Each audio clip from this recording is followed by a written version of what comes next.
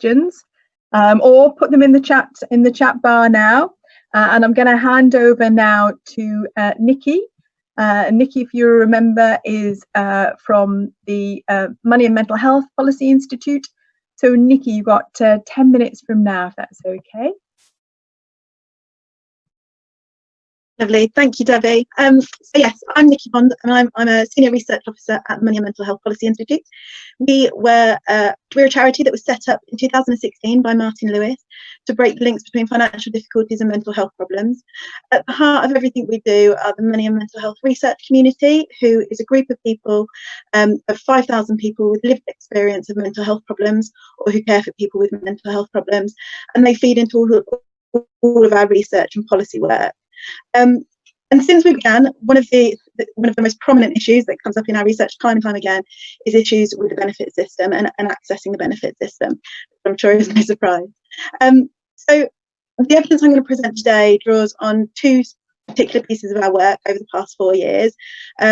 A report we wrote in 2019 called the Benefits to SALT course, which looks at how people with mental health problems have difficulties navigating the benefit system, and also a report that we published just last week that looks at called Income in Crisis, which looks at the incomes of people with mental health problems and how they were more exposed to a financial shock following the crisis. So we know that a significant number of people claiming benefits are experiencing mental health problems. Nearly half of working age adults receiving an out of work benefit have a common mental disorder like depression or anxiety, and that rises to 2/3 of people who are claiming employment and support and allowance. So making sure we have a benefit system that's accessible to and works for people with mental health problems is absolutely crucial. So our report, the Benefits to SALT course, examines the challenges people with mental health problems can face when navigating the benefits system. And I'll take you through a few of the common cognitive and psychological symptoms that mental health problems can have on people and how they can impact on their ability to navigate that system. So challenges such as difficulties understanding and processing information can make it difficult to complete complex universal credit forms online, or to engage in those assessments, and people may need more probing when questions are asked in assessments. Memory problems, so difficulties recalling information can make answering questions on forms and in assessments really tricky. Reduced planning and problem solving skills can make concentrating on tasks for a prolonged period of time difficult too, and we know that the universal credit form is pretty lengthy, and that can be really challenging for people.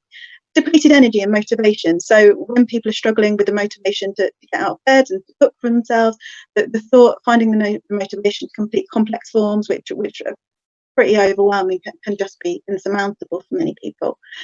And then lots of our work also focuses on social anxiety and communication difficulties that accompany many mental health problems. So many people in our research community tell us about their difficulties with speaking on the phone, or their difficulties with opening post. So we need to make sure that any benefit system enables people to engage through channels with which they can communicate via. So all of these challenges make it harder to make an initial claim for universal credit, but then also manage that ongoing claim. So these mental health difficulties are compounded by a complicated system. While we know that universal credit was intended to simplify the benefit system, there remain huge pain points, particularly for people with mental health problems. So I'll take you through a few of those that we've identified. Firstly, applying for universal credit. You know, there's lots of issues around the digital by default nature of that. But in addition to that, you've got the online nature of that, and where people make an initial claim for universal credit. After they've done that, they have to ring up to make an initial appointment at the job centre. But actually, if you're struggling with using the telephone, that can just be a huge barrier to being able to make that initial appointment. So that's a huge barrier, and came up time and again for people we spoke with. Of our research community members who responded to our survey, 4 in 5 people said that they had difficulty finding the right information to support their claim. So finding proof of income, savings and housing tenancies. And this is particularly hard if you've not been opening the post, or you're struggling to organise your paperwork because of mental health problems. Secondly, the assessment process. There's loads of information around there about how that's challenging, specifically for people with mental health problems. the work capability assessment process for ESA can be a particular source of distress. 9 in 10 people said that their mental health deteriorated in anticipation of an assessment, and fewer than 1 in 5 felt that their assessor understood the impact of their mental health problems on them. So with all of this, all too often, the work capability assessments can produce the wrong results, either through an assessor's lack of understanding of the impact of mental health problems, or the cognitive and psychological effects described previously that mean people with mental health problems struggle to articulate what they want to say and advocate for themselves, which ultimately leaves people with conditions attached to their claims, like work search activity or attending appointments, that are just unrealistic given their mental health problems, and setting them up to fail. Thirdly, we spoke to people about their challenges with challenging decisions, so mandatory reconsiderations and appeals. 4 out of 5 people said that they'd been unhappy with the benefits decision, but most didn't challenge it. We know the cognitive and psychological effects of mental health problems make accessing each step of the benefits process more difficult, but difficulties advocating for yourself and articulating yourself can be incredibly hard when you're struggling with low motivation, concentration, or low self-worth. And where people do challenge decisions, we know that there are incredible numbers of people that are successful in those mandatory reconsiderations and appeals. So, and then it brings us on to withstanding the 5-week wait, which is a particular challenge. So people with mental health problems are more likely to be in a financially precarious situation than those without mental health problems. And thinking about this particularly with the new cohort of people that are moving on to universal credit in light of COVID, we know that people with mental health problems are overrepresented in low paid, high turnover and part-time work.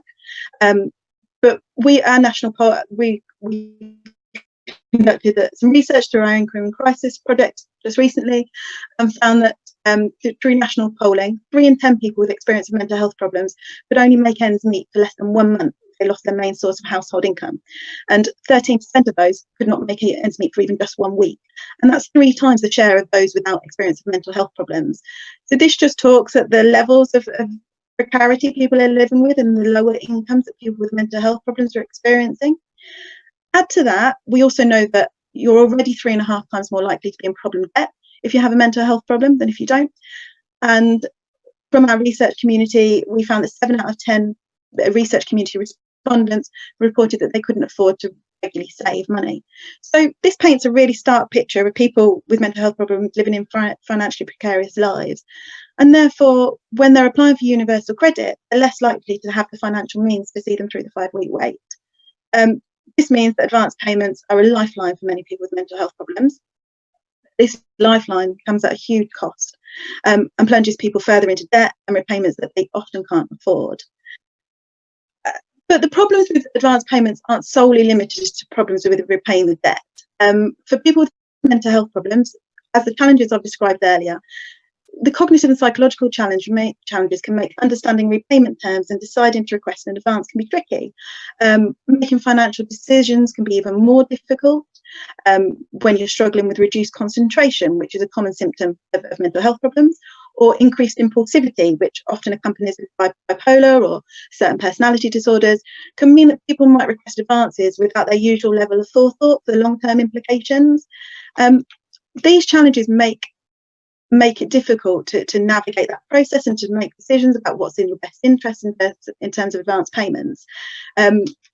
And these demonstrates how the problems go way beyond the repayment of debt too, but look at how actually people have difficulties in accessing the easements that are in place to support them in the first instance too. So Sophie talked quite a bit about the consequences of the challenges in getting into accessing the benefit system. But obviously there's the mental health consequences. People with mental health problems are enduring serious psychological distress as a result of the unnecessary obstacles in accessing the universal credit system. And 9 out of 10 reported symptoms of anxiety in dealing with benefits, with nearly half of those displaying symptoms of severe and extreme anxiety. I think I'm running out of time, but if I just summarise with our last recommendations, 2 recommendations. One, obviously make advance payments not loans, grants not loans, But where there is a lack of appetite for that, we would suggest that looking at some of the current exceptions that are in place. So the default at the moment, for example, in one instance, is you can defer repayments for 3 months. But given what we know about people with mental health problems, challenges in navigating the system, accessing those easements aren't easy. So we're advocating that the 3-month defer should be a default position, particularly in the times of COVID, to help people recover from that and help people to adjust to those new incomes.